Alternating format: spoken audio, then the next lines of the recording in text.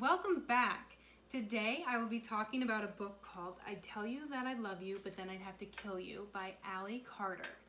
This is the first book of a series about a girl, Cami Morgan, who goes to a school for spies. It's a very top secret school that has its cover story of that they are spoiled rich girls living in a town in Virginia, and that the whole town doesn't really like them because they think that they're all spoiled girls, but really they're spies.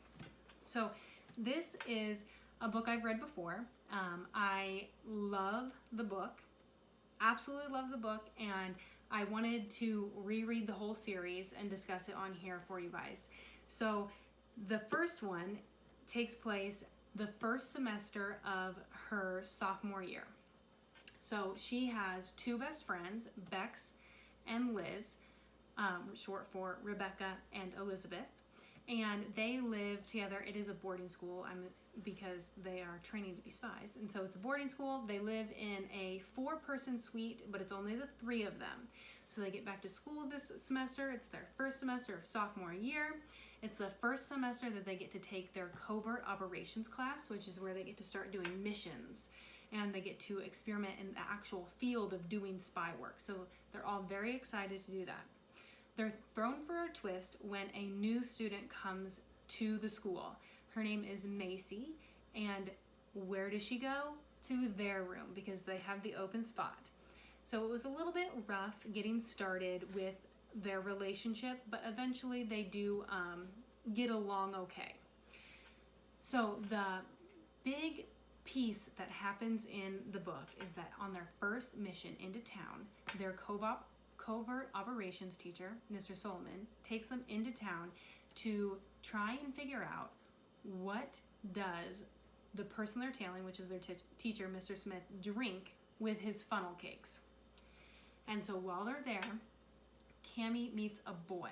His name is Josh, and she then proceeds to need to know everything about him. So with the help of her 2 roommates, Macy's not really involved at this point, they investigate things about him. They hack into the computers, they figure out what he does, what he likes. They are taking driver's ed, and so they blow up a tire outside of his house so that they can look through his trash. It's a very, very intense process. And so throughout the process, she starts dating Josh, and they get to know each other, they get to enjoy each other's company, but the whole thing has to be a secret because she can't tell anyone in her school, especially not her mom, who's the headmistress of the school, what's going on. So the only people that know are Macy, Liz, and Bex. Throughout this process, the 3 girls, Bex, Liz, and Cami, figure out that Macy is a great asset because she has been exposed to boys her whole life. And so they bring Macy in to really get to decipher what does this mean when they are interacting with boys. And so throughout the book, she gets to figure out how to navigate this relationship with Josh and how to balance her spy life and this normal boy that she is dating. So I love the book. I've read it quite a few times, and so I just think it is amazing.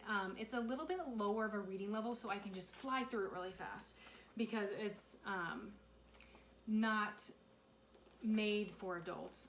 It's definitely a younger girl's book, but I absolutely love it. I think that it's amazing. I think there's a wonderful balance of humor and suspense. We get to learn a lot about spy things. I'm not positive if they're all true or not, but they seem really awesome, and I really enjoy that aspect of the book, as well as the humor of what's it like for a girl who's never really been around boys to be around a boy for the first time, and her thoughts on that and how she handles that type of experience.